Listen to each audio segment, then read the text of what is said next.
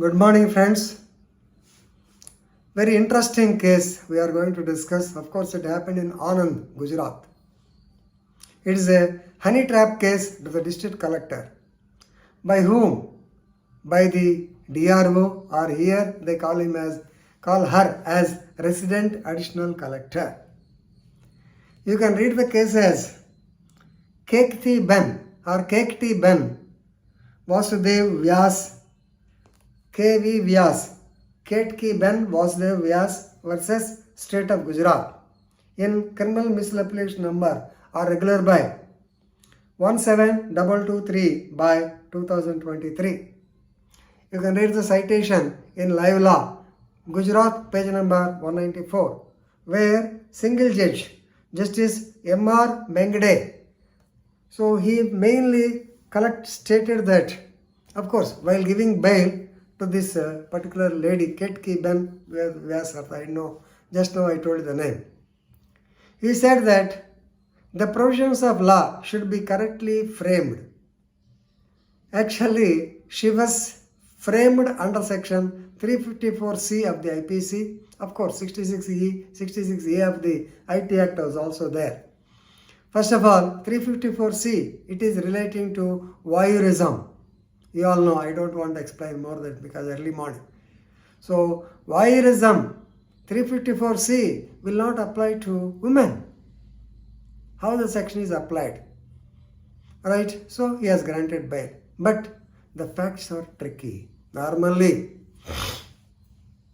if you are not, or if you are not well or in terms with other persons, normally you try to arrange some secret cameras, spy cameras in his chamber, on his house, and watch his activities and trap him. But this trapping occurred for a collector, for a district magistrate, Collector ANAND in Gujarat state. You know, ANAND is very famous for that Amul milk dairy.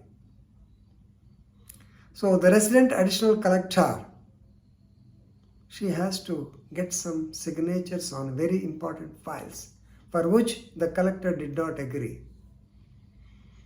Then she laid the honey trap. Of course, as far as the case shows, I don't know the facts. We don't know whether it's correct or not also. Right? So please remember, according to the established facts of the case, right, the petitioner, that is Kektiben, she was employed as the resident additional collector at collector's office, district Anand. And she orchestrated installation of the so-called spy cameras in the office chamber of the district collector. Of course, he is also not an ordinary man. He should have done it. She used to send a woman who was close to the collector. The allegation is that she sent the particular other woman, for the girl, actually not a woman, the 16 or 17 years girl, to develop or to cultivate a close relationship with the district collector. So with the promise of financial benefit. Normally, so many people will be approaching the collector for financial benefits and so many things. Right?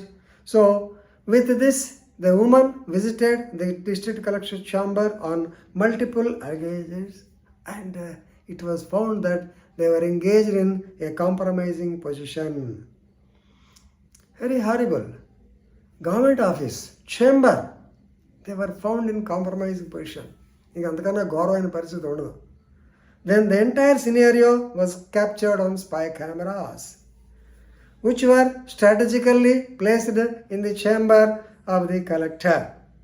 Right? Therefore, after seeing armed with the footage, she threatened the collector and confronted the collector and coerced him to expedite the clearance of certain files, particularly NA permission. Right?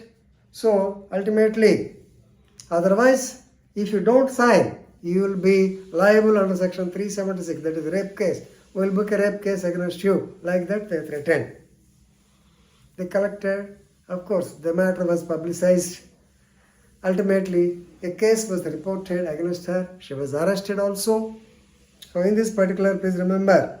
Now, regarding 354C, no doubt it's punishable up to 3 years, but she cannot be said to have committed the offence because she is a lady, right?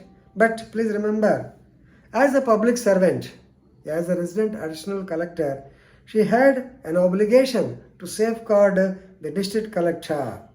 Of course, if she has got any grievance, there are established channels. She would have approached the Chief Secretary of the state and told him the grievance. But it's not done. At the same time, the responsibility of the district collector, it was also very adversely commented. Actually, the court expressed astonishment, shock, that despite evidence indicating the misuse of the official premises by the district collector for the sexual exploitation of women, no action was taken against him. No charges had been filed against him.